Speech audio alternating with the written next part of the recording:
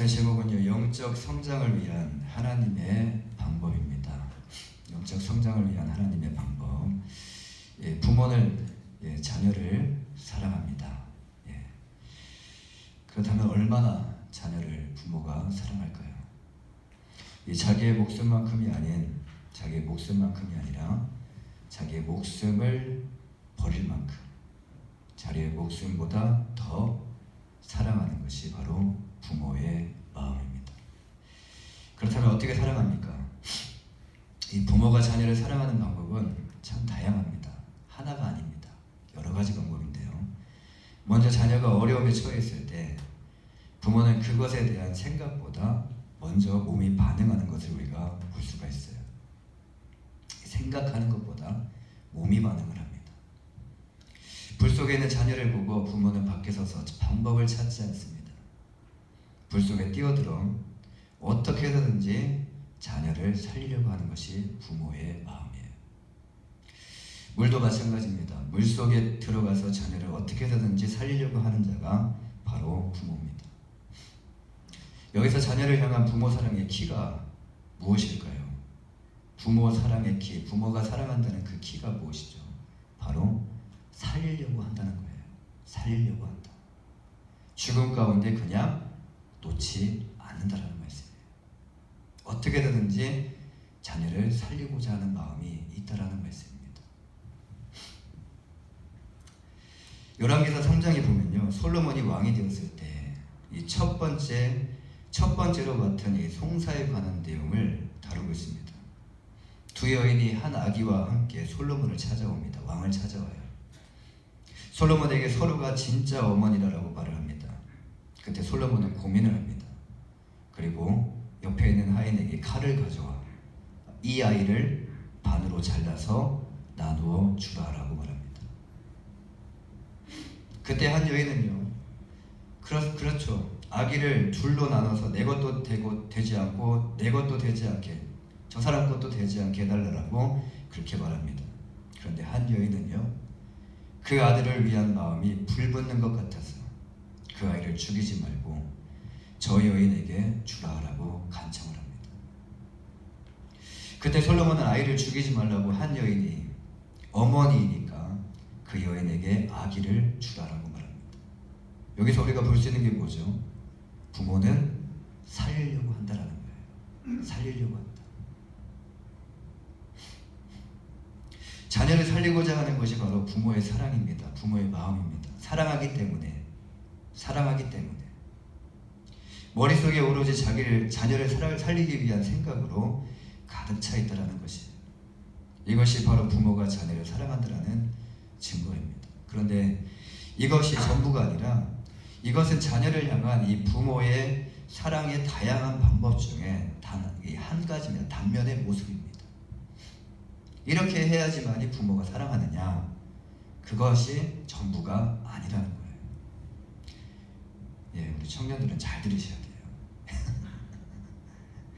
또 하나는 자녀가 잘못된 길을 가고 있을 때, 그렇죠? 또 경우가 어떤 경우냐면 자녀가 잘못된 길을 가고 있을 때 이 경우입니다. 잘못된 길을 가고 있는 자녀를 가만히 보고만 있는 부모가 세상에 어디 있겠습니까? 부모는 자녀를 사랑하기 때문에 그래도 처음에는 정말 사랑하는 마음으로 타이르듯이 부드러운 말로 시작을 합니다. 그래도 깨닫지 못하고 잘못된 길을 계속 가고 있다면 부모는 엄하게 화를 내어서 자녀에게 올바른 길을 가르칩니다. 부모가 자녀에게 이렇게 하는 이유가 무엇일까요? 부모가 자녀를 이렇게 하는 이유가 또 살리기 위함이라는 거예요. 여기서도 자녀를 향한 부모 사랑의 키가 바로 살리려고 한다는 것입니다. 살리려고. 부모는 자녀가 잘못된 길로 가는 것을 원하지 않습니다. 자녀가 잘 되기를 원하는 마음으로 때로는 매를 들어서라도 자녀를 가르치기도 합니다. 마태복음 7장 9절에서 10절 말씀을 보면요, 너희 중에 누가 아들이 떡을 달라 하는데 돌을 주며 생선을 달라 하는데 뱀을 줄 사람이 있겠느냐? 너희가 악한 자라도 좋은 것으로 자식에게 줄 줄 알거든. 하물며 하늘에 계신 너희 아버지께서 구하는 자에게 좋은 것으로 주시지 않겠느냐. 다른 누군가에게는요 악한 자일지라도 좋은 것으로 자식에게 주고자 하는 그 자가 바로 부모입니다. 다른 사람에게는 내가 악하게 보일지라도 내 자녀에게는 좋은 것을 주기를 원한다는 거예요. 또한 자녀가 어느 정도 성장했을 때 이 부모는요 자녀를 강하게 키우기 위해서 이 혹독한 훈련을 시킵니다. 부모의 도움 없이 자립할 수 있는 다양한 훈련을 시키는데요. 자녀가 겪는 이 어려움을 또 그냥 지켜보고만 있을 부모가 어디 있겠습니까? 그런 부모가 자녀의 성장을 위해 뒤에서 지켜봐야만 한다. 아무도 나를 막지 않습니다. 도와줘도 뭐라고 하지 않습니다. 근데 내가 그것을 인내하며 참는 거예요. 그것보다 더 큰 고통이 어디 있겠습니까? 부모가 자녀의 성장을 위하여 훈련을 시킬 때 훈련을 통한 이 자녀의 이 고통을 부모는 자녀의 고통을 함께합니다. 그냥 던져놓고 그냥 무관심하는 것이 아니라 그 고통을 부모는 함께한다는 거예요. 이와 같이 부모가 자녀를 사랑하는 방법이 다양하듯이 우리의 영원한 아버지 되시는 하나님께서 우리를 사랑하시는 방법 또한 매우 다양하십니다. 때로는 타이르십니다. 때로는 자상하게 다가오십니다. 그러나 때로는 매를 들 때가 있어요. 이렇게 다양합니다. 오늘 우리가 함께 나누기를 원하는 내용은 바로 영적 성장을 위한 하나님의 방법에 관한 것이에요. 우리가 영적으로 어린아이였을 때에는 하나님께서도 우리를 자상하게 다독여 주십니다. 어린아이이기 때문에. 그런데 우리가 영적으로 성장해야 될 때에 하나님께서는요 자상한 방법이 아니라 우리가 좋아하지 않는 방법을 사용하신다는 거예요. 오늘 본문에서 이제 죽음을 앞둔 모세는요 이스라엘 민족에게 가나안 땅의 정복에 대한 이 승리의 확신을 주면서 동시에 가나안 땅에 들어가면 반드시 율법을 지킬 것을 강하게 권면하고 있습니다. 승리의 확신만 준 것이 아니라 너희들이 해야 할 일에 대해서 이 율법을 꼭 지켜라라는 그 권면의 말씀을 강하게 하고 있어요. 이렇게 모세가 이스라엘 백성들에게 강하게 권면했던 이유는요. 이스라엘 백성들이 가나안 땅을 정복한 후에 하나님을 버리고 가나안 땅에서 우상 숭배할 것을 하나님께서는 이미 알고 계셨기 때문입니다. 5절부터 14절 말씀까지를 보면요. 모세는 이스라엘의 영적 아버지가 되시며 온갖 은혜를 베풀어 주신 하나님을 배반한 이스라엘의 과거의 어리석음을 지적하고 있습니다. 너희들이 이랬다. 본문 5절에서 모세는요. 그들의 여호와를 향하여 악을 행하니 하나님의 자녀가 아니요 흠이 있고 삐뚤어진 세대로다. 누구를 말합니까? 이스라엘 백성들을 말하는 거예요. 모세가 이스라엘 백성들에게 이렇게 과거에 대한 발언을 한 것은 과거에 하나님께 지었던 죄를 교훈 삼아 다시는 이런 죄들을 반복하지 말라라는 이유 때문이었습니다. 그 죄를 다시 끄집어내가지고 정죄하기 위함이 아니라 이런 죄를 다시는 짓지 말라라고 권면한 것입니다. 부모가 자녀를 알듯이 하나님께서는요 영적 자녀된 이스라엘을 이미 잘 알고 계십니다. 아니나 다를까 가나안 땅에 들어간 이스라엘 백성들은요 얼마 지나지 않아 하나님을 또 배교했고요. 그리고 가나안 땅에서 섬기는 그 우상을 숭배하기 시작했습니다. 그들은 가나안 땅에 그냥 들어간 것이 아닙니다. 그들은 40년 동안 광야에서 하나님 안에서 영적으로 그들은 훈련을 받았던 자들이에요. 그런데 그들은요 가나안에 들어갔을 때 가나안이라는 세상에 그들의 눈과 귀를 빼앗기게 되었어요. 눈과 귀만 빼앗기면 다시 돌아올 수 있는데 눈과 귀를 빼앗기고 생각과 마음까지 빼앗겼다는 거예요. 그리고 하나님을 사랑하지 않고 이제는 가나안 땅의 그 우상을 사랑하기 시작했다는 거예요. 그들은 안목의 정욕, 이생의 자랑, 육신의 정욕에 빠지게 되었습니다. 그렇다면 우리는 다르다고 생각하십니까? 우리도 이와 다르지 않다는 것을 우리는 성경을 통해서 발견해야 됩니다. 우리도 이와 같은 존재이다라는 것을 아셔야 돼요. 교회 안에서 열심히 신앙생활하고요, 열심히 예배하고 열심히 교회 안에서 훈련을 받고 교회 안에서 열심히 섬깁니다. 우리는 왜 이렇게 열심히 하는 것일까요? 세상에 나가서 영적 전쟁에서 싸워 승리하기 위하여 교회에서 이렇게 열심히 하시는 거예요. 교회 안에서 싸울 대상이 없습니다. 할렐루야. 아멘. 예, 교회 안은 사랑해야 될 대상밖에 없어요. 아멘. 우리가 싸워야 될 대상은 교회가 아니라 세상입니다. 근데 세상 사람도 아니라 세상을 쥐고 있는 사단과 싸워야 된다는 말씀입니다. 아멘. 그런데 우리는 받은 훈련을 세상이 아니라 교회에서만 사용하려고 합니다. 어떻게 사용합니까? 교회 안에서 서로를 비교하고 시기하고 자랑하고 내가 가진 것에 대해서 자랑하고 질투하는 데에만 사용을 합니다. 나는 이만큼 축복을 받았어. 나는 이만큼 성장을 했어. 나는 이만큼 기도를 많이 해. 나는 이만큼 성경을 몇 독했어. 나는 이만큼 훈련을 했어. 라고 자랑을 하고 시기하고 질투합니다. 세상에 나가면 세상에서 살아남기 위하여 하나님의 방법을 사용하는 것이 아니라 세상의 방법을 사용하며 이곳저곳에서 스스로 타협하고 있다는 것이에요. 이것이 바로 이스라엘의 모습이었고요, 오늘날에 살아가는 그리스도인의 모습이기도 합니다.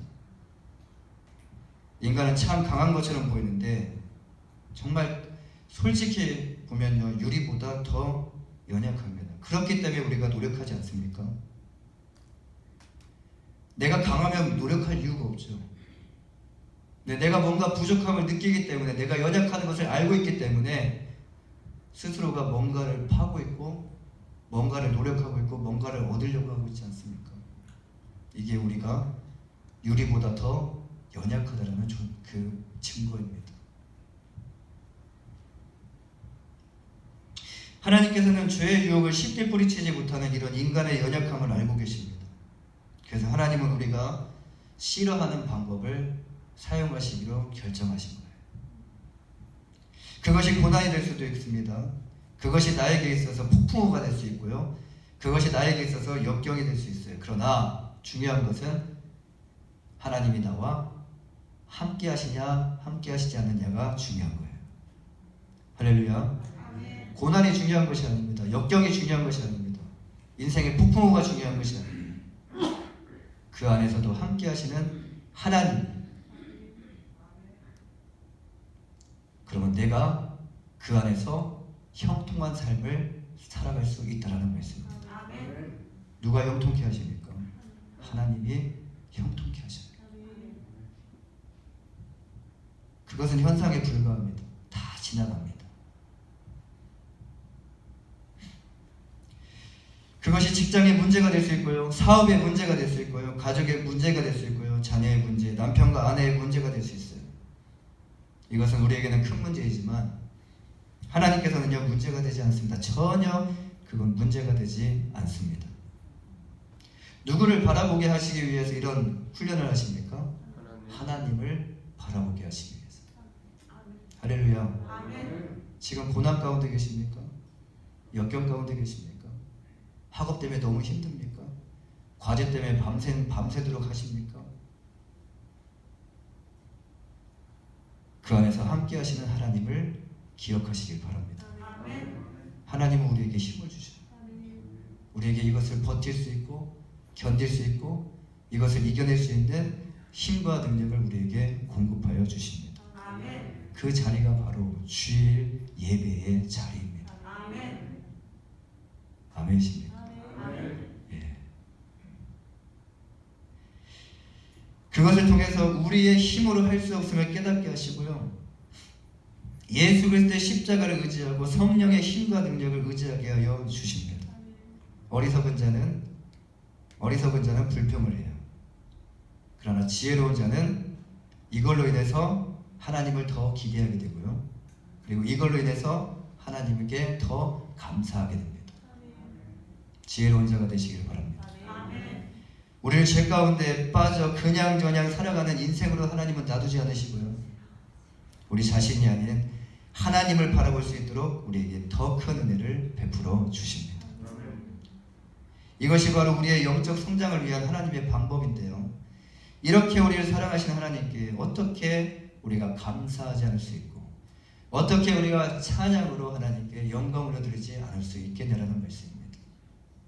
모든 것이 하나님의 은혜이며 모든 것이 감사인 줄 믿습니다. 감사하십시오. 오늘 본문 11절을 보시면요, 마치 독수리가 자기의 보금자리를 어지럽게 하며 자기의 새끼 위에 너풀거리며 그의 날개를 펴서 새끼를 받으며 그의 날개 위에 그것을 엎는 것 같이라고 말씀하십니다. 이스라엘을 돌보시는 하나님의 권능을 이 독수리라는 단어를 사용해서 은유적으로 표현하고 있다는 것이에요. 아래서 갓 태어난 새끼들은 안전하고 이 포근한 둥지에서 어미 독수리가 가져다주는 이 먹이를 받아 먹으면서 따뜻하게 이 꿈같은 나날을 보내게 됩니다. 아기들이 얼마나 따뜻하게 보냅니까? 클립에서 얼마나 따뜻하게 보내요. 울기만 하면 엄마가 와요. 아무 말 안 해도 돼요. 그냥 울기만 하면 엄마가 와서 얘가 어디가 아픈가, 배고픈가 살펴봅니다. 그러다가 이제 새끼들이 어느 정도 컸을 때 어느 날 갑자기 어미 독수리는요, 거대한 날개로 새끼들이 있는 이 보금자리를 어지럽게 놓습니다. 그러면 새끼들은 견디다가 결국 이 둥지 밖으로 뛰쳐나오게 되는데요. 새끼 독수리는 일단 밖으로 나오게 되면요, 이 어미 독수리는 그중 한 마리를 날개 위에 얹어서 하늘 높은 곳으로 올라가요. 그리고 갑자기 그 새끼를 까마득한 땅 아래로 그냥 떨어뜨립니다. 그때 새끼 독수리는요, 정신없이 이 땅바닥을 향해서 떨어집니다. 그러다가 거의 땅바닥에 닿을 즈음에 어미 독수리는 손살같이 떨어지는 이 새끼를 어떻게 그렇게 잘 봤는지 모르지만 새끼 독수리를 떠받쳐서 다시 하늘로 올라가요. 이걸 반복합니다. 그런데 한 가지 놀라운 것은 뭐냐면 어느 새도 이런 식으로 훈련시키지 않는다는 거예요. 어떤 새만 훈련시키냐면 이 독수리만 이렇게 훈련을 시킨다는 거예요. 독수리만. 그러니까 하늘의 왕자죠. 왕자는 그냥 왕자가 될 수 없습니다. 네. 이것이 정말 우리가 생각할 때 아찔하고요, 어미가 잔인하게 느껴질 정도지만 이 훈련은 이 새끼가 떨어져 자기 힘으로 날개를 치며 다시 솟구쳐 날아올 때까지 이것이 반복된다는 것이에요. 이것은 훈련을 받는 새끼만 고통스러운 것이 아닙니다. 어떻게 보면은 새끼는 그냥 이렇게 올라가서 떨어지기만 하면 되거든요. 이 상황을 알고 이렇게 해야만 하는 어미 독수리가 더 힘들고 고통스럽다는 거예요. 데리고 높은 데로 올라가야죠. 높은 데서 또 떨어뜨려야죠. 또 새끼 독수리보다 더 빨리 내려가가지고 새끼를 받을 준비를 해야죠. 근데 그것을 또 언제까지 합니까? 나를 때까지 한다는 거예요. 그가 날개를 펴고 하늘에 날 수 있을 때까지 이것을 계속 반복한다는 말씀이에요. 어미 독수리가 얼마나 힘들겠습니까? 새끼와 어미 독수리는 이렇게 고통을 함께하는 것이에요. 오늘 본문 12절을 보시면 여호와께서 홀로 그를 인도하셨고 그와 함께한 다른 신이 없었도다. 이 말씀은 무슨 말씀입니까? 지금까지 하나님께서 이스라엘을 인도하셨고 눈동자와 같이 지켜주셨고 구름기둥과 불기둥으로 인도하셨고 배고플 때 하늘에서 만나를 매일마다 내려주셨고 고기가 필요할 때는 메추라기로 허락하여 주셨고 광야에서 물 없는 광야에서 반석을 치셔서 하나님께서 물을 내어주셨고 그 많은 사람들에게 물을 공급하여 주셨다는 거예요. 하나님은 이렇게 인도하여 주셨고요, 보호하여 주셨고, 그런데 그들의 고통을 또한 함께 하여 주셨다라는 말씀입니다. 이스라엘 백성들은요, 광야에서 40년 동안 하나님을 친히 목도했습니다. 하나님께서 하시는 일들을 친히 경험했습니다. 이를 알고 있는데 알면서도 하나님을 떠나 다른 신을 섬긴다면 그것은 무엇으로도 변명할 수 없는 크나큰 죄악을 범하는 범죄입니다. 하나님을 버리고요 우상을 섬기는 이스라엘 백성들을 보는 하나님의 마음은 과연 어떠시겠습니까? 그런데 하나님께서는 이런 배은망덕한 이 이스라엘을 버리시지 않으시고요, 독수리가 자신의 새끼를 훈련시키는 것과 같이 이스라엘을 훈련시키십니다. 이 새끼 독수리가 하늘을 열기 위해서 날개짓을 하며 수없는 이 반복 훈련을 통해 날개에 힘을 얻어 이제 창공을 날아오는 것과 같이 우리의 삶 가운데 지금 반복되는 이 시련과 역경을 통하여 우리는 독수리와 새끼와 같이 믿음의 날개짓을 반복하면서 비로소 날개에 힘을 얻어 창공을 훨훨 날게 될 줄 믿습니다. 아멘. 나에게 시련이 왔습니까? 다른 사람은 괜찮은데, 다른 사람은 잘 나가는 것 같은데 왜 나에게 하나님 이런 시련과 고통과 역경을 나에게 주십니까?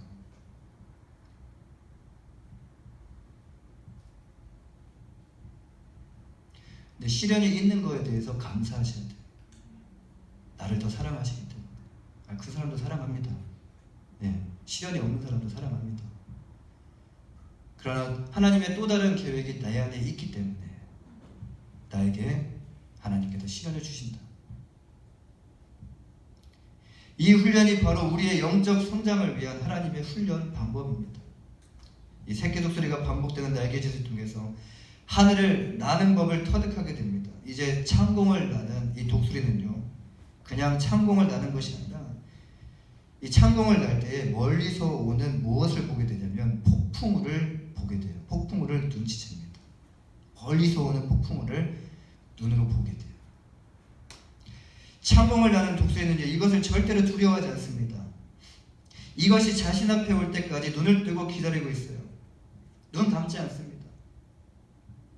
이때 독수리는 높은 창공으로 올라가기 위해서 이제 자신의 그 날개의 각도를 조정하면서 이제 준비하기 시작하는데요.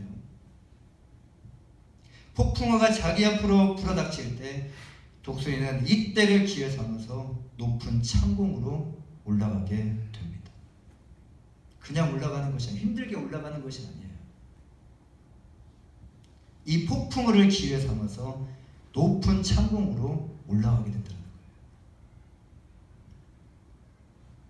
그 다음 독수리는 폭풍우 위에 높은 창공에서 유유히 하늘 아래를 내려다보면서요, 푸른 하늘에 나는 이런 즐거움을 누리게 됩니다. 사랑하는 여러분, 그리스도인들에게 있어서 세상은 더 이상 두려움의 대상이 아니라 여러분 정복의 대상인 줄 믿습니다. 아멘. 하나님께서 자신의 독생자 예수 그리스도의 십자가를 통하여 우리 안에 잃어버렸던 영적 권세를 다시 우리에게 회복하여 주셨어요. 아멘. 생명을 빼앗겼지만 다시 우리에게 생명을 허락하여 주셨고, 영적인 권세를 빼앗겼지만 다시 우리에게 영적 권세를 회복하여 주셨어요. 거센 풍랑을 바라보는 것이 아니라 믿음의 눈으로 풍랑을 잠잠케 하시는 주님을 바라봐야 될 줄 믿습니다. 아멘. 믿음의 주요 온전케 하시는 예수를 바라보시기를 간절히 바랍니다. 아멘. 우리는 믿음의 날개를 펴고 높은 창공에 올라갈 수만 있다면 인생의 어떤 폭풍우를 만나더라도 능히 이길 수 있으며 그 위에서 찬송하며 감사하는 이런 더 높은 차원 높은 영적 생활을 할 수 있게 될 줄 믿습니다. 아멘. 이런 독수리와 같은 신앙이 되시길 간절히 바랍니다. 아멘. 하나님은 우리를 사랑하십니다. 잘 될 때만 하나님께 감사하는 것이 아니라 나에게 힘든 일이 있을 때도 분명한 뭔가가 이유가 있겠지, 하나님 앞에 더 무릎을 꿇고 하나님 앞에 더 감사할 수 있는 우리의 귀한 입술이 되기를 간절히 바랍니다. 아멘. 우리가 독수리와 같이 믿음의 날개를 펴고 높이 날게 하시기 위하여 우리에게 연단과 이런 훈련을 시키신 것을 기억하시기 바랍니다. 이것이 바로 우리의 영적 성장을 위한 하나님의 사랑을